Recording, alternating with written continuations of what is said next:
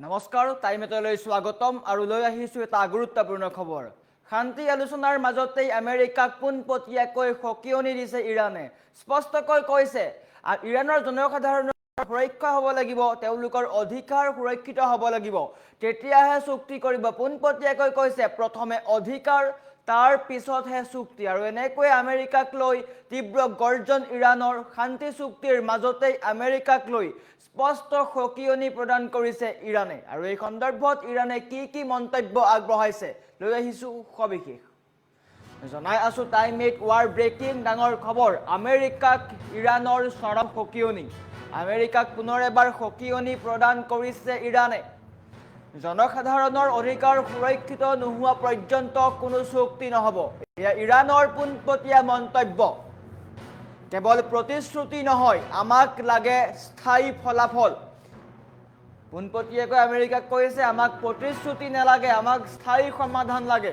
মধ্যপ্ৰাচ্যৰ সংঘাতক লৈ ইৰাণৰ মুখ্য শান্তিদূত মহম্মদ বাকিৰ ডাঙৰ মন্তব্য অধিকাৰ সুৰক্ষিত নহলে কোনো চুক্তি গ্ৰহণ নকৰে ইৰাণে আমেৰিকাক লৈ এনেকৈ পোনপটীয়াকৈ সকিয়নি শত্ৰুৰ শব্দ আৰু প্ৰতিশ্ৰুতিৰ ওপৰত কোনো বিশ্বাস নাই আমেৰিকাৰ ওপৰত কোনো বিশ্বাস নাই আমাৰ একমাত্ৰ মাপকাঠি হ'ল নিজৰ প্ৰতিশ্ৰুতিৰ বিনিময়ত সঠিক ফলাফল লাভ কৰা আমেৰিকা আৰু ইৰাণ এক ঐতিহাসিক চুক্তিৰ নিচেই কাষত আছে আৰু সেই চুক্তিৰ মাজতে ইৰাণে পুনৰ এবাৰ বৃহৎ মন্তব্য আগবঢ়াইছে আনহাতে ট্ৰাম্পৰ মুকলি ভাবুকি মধ্যপ্ৰাচ্যত পুনৰ ডাঙৰ খবৰ আহিব পাৰে যিকোনো মুহূৰ্তত আমেৰিকাই কৈছে আমি যি বিচাৰো তেনেকুৱা যদি নহয় তেন্তে আমি চুক্তি শেষ কৰিব লাগিব সামৰিক দিশৰ পৰা ইতিমধ্যে ইৰাণে হাৰ মানিছে বুলি কৈছে এই আমেৰিকাৰ মন্তব্য সামৰিক ফালৰ পৰা ইৰাণ দুৰ্বল হৈছে যদি চুক্তি নহয় তেন্তে যুদ্ধ হ'ব এয়া পোনপটীয়া মন্তব্য আমেৰিকাৰ আৰু এনেকৈ আমেৰিকা আৰু ইৰাণৰ মাজত শান্তি চুক্তিৰ মাজতেই পুনৰ এবাৰ উত্তপ্ত পৰিস্থিতিৰ সৃষ্টি হৈছে ইৰাণৰ স্পষ্ট স্থিতি অধিকাৰ অবিহনে কোনো চুক্তি নহয় আমাক অধিকাৰ লাগিব জনসাধাৰণৰ সুৰক্ষা তাৰ সমান্তৰালকৈ অধিকাৰ লাগিব তেতিয়াহে চুক্তি কৰিম অন্যথা কোনো চুক্তি নহব আনহাতে আমেৰিকাই কৈছে যদি চুক্তি নহয় তেন্তে যুদ্ধ হ'ব আমেৰিকাই বিচৰা ধৰণে ইৰাণে কৰিব লাগিব যদিহে তেওঁলোকে নকৰে তেন্তে পুনৰ ভয়াৱহ যুদ্ধ হ'ব আৰু এনেকৈ মধ্যপ্ৰাচ্যৰ পৰিস্থিতি অধিক উত্তপ্ত হৈ পৰিছে এটা গুৰুত্বপূৰ্ণ খবৰ মধ্যপ্ৰাচ্যৰ শান্তি চুক্তি চলিছিলে আমেৰিকা আৰু ইৰাণৰ মাজৰ শান্তি চুক্তিৰ কথাবাৰ্তা চলি আছে আৰু সেই সময়তে ইৰাণে আমেৰিকাক পোনপটীয়াকৈ কৈছে আমাৰ জনসাধাৰণৰ সুৰক্ষা আৰু অধিকাৰ নিশ্চিত হ'ব লাগিব কেতিয়াহে শান্তি চুক্তি হ'ব ইৰাণৰ মুখ্য শান্তিদূত তথা দেশখনৰ সংসদৰ নৱনিৰ্বাচিত অধ্যক্ষ মহম্মদ বাকিৰ গালিফে দেওবাৰে এক গুৰুত্বপূৰ্ণ মন্তব্য কৰে তেওঁ স্পষ্টকৈ কয় যেতিয়ালৈকে ইৰাণী জনসাধাৰণৰ সাৰ্বভৌম অধিকাৰ সম্পূৰ্ণৰূপে সুৰক্ষিত নহয় তেতিয়া পৰ্যন্ত ইৰাণে আমেৰিকাৰ সৈতে কোনো ধৰণৰ চুক্তিত স্বাক্ষৰ নকৰে আনহাতে তেওঁৰ মতে শত্ৰুপক্ষৰ বা আমেৰিকাৰ শব্দ বা প্ৰতিশ্ৰুতিৰ ওপৰত ইৰাণৰ বিন্দু মাত্ৰ বিশ্বাস নাই ইৰাণৰ একমাত্ৰ মাপকাঠি হ'ল যদি তেওঁলোকে কিবা প্ৰতিশ্ৰুতি দিছে তাৰ বিনিময়ত বাস্তৱ ক্ষেত্ৰত এক স্থায়ী আৰু ইতিবাচক ফলাফল দেখা পাব লাগিব কেৱল কাগজ কলমেৰে ইৰাণক পতিয়ন দিব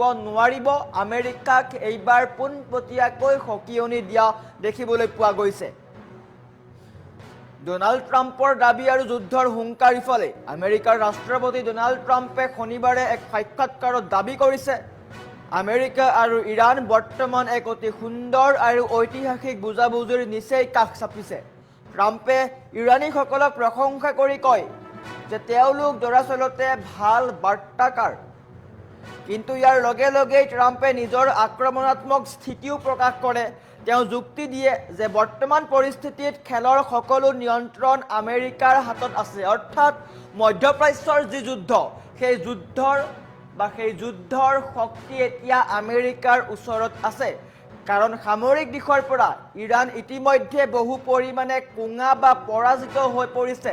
এই ট্ৰাম্পৰ মন্তব্য, যি ট্ৰাম্পক ইৰাণে বিশ্বাস কৰিব লাগে, সেই ট্ৰাম্পে কিন্তু পুনৰ ইৰাণক লৈ এনে মন্তব্য কৰা দেখিবলৈ পোৱা গৈছে। ট্ৰাম্পে মুকলিকৈ সকিয়নি দিছে, যদি আমেৰিকাই বিচৰা ধৰণে এই চুক্তি সফল নহয়, এই শান্তি চুক্তি যদি আমেৰিকাই বিচৰা ধৰণে সফল নহয়, তেন্তে আমেৰিকাই অন্য উপায়েৰে ইয়াক শেষ কৰি দিব আৰু অতি সোনকালে আমেৰিকাৰ ডিপাৰ্টমেণ্ট অফ ৱাৰৰ জৰিয়তে কাৰ্যপন্থা আৰম্ভ হ'ব। ইয়াৰ অৰ্থ ইৰাণক শেষ কৰি দিয়া হ'ব। যি ইৰাণক আমেৰিকাই কৈছে তেওঁলোক ভাল, ইৰাণী জনসাধাৰণ ভাল বাৰ্তাকাৰ বুলি কৈছে, সেই ইৰাণকে আকৌ পুনৰ ভাবুকি দিছে আৰু এই ভাবুকি লৈ এতিয়া কেৰেপ নকৰে ইৰাণে। পোনপটীয়াকৈ কৈছে, আমাৰ নাগৰিকৰ সুৰক্ষা আৰু অধিকাৰ সম্পূৰ্ণ হ'ব লাগিব, আমি পাব লাগিব সম্পূৰ্ণ অধিকাৰ।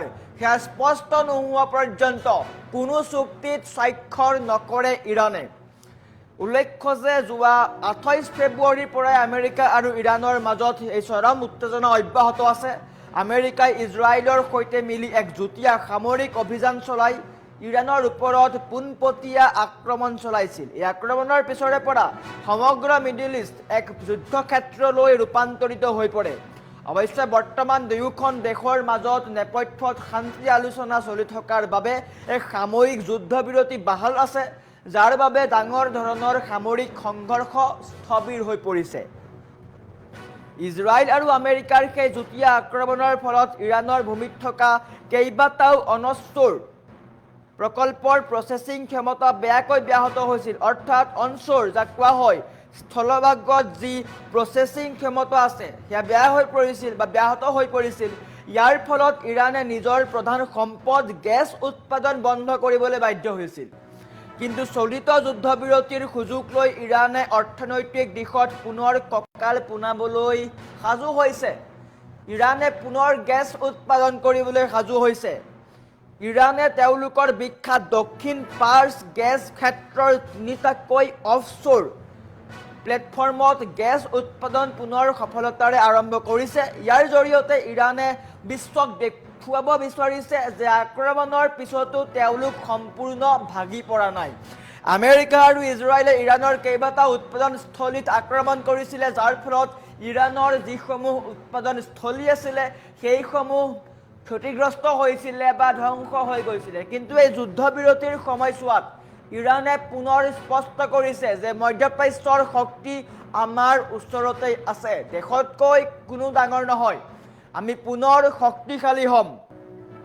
এফালে আমেৰিকাই সামৰিক জয়েৰে সকলো নিয়ন্ত্ৰণ নিজৰ হাতলৈ অহা বুলি দাবী কৰিছে আৰু কৈছে যদি চুক্তি নহয় তেন্তে যুদ্ধৰ ভাবুকি দিছে। আনফালে ইৰাণে নিজৰ অধিকাৰ আৰু আত্মসন্মান সুৰক্ষিত নোহোৱা পৰ্যন্ত কোনো ধৰণৰ হেঁচাৰ ওপৰত মূৰ নুদুৱাওঁ বুলি স্পষ্টকৈ উল্লেখ কৰিছে।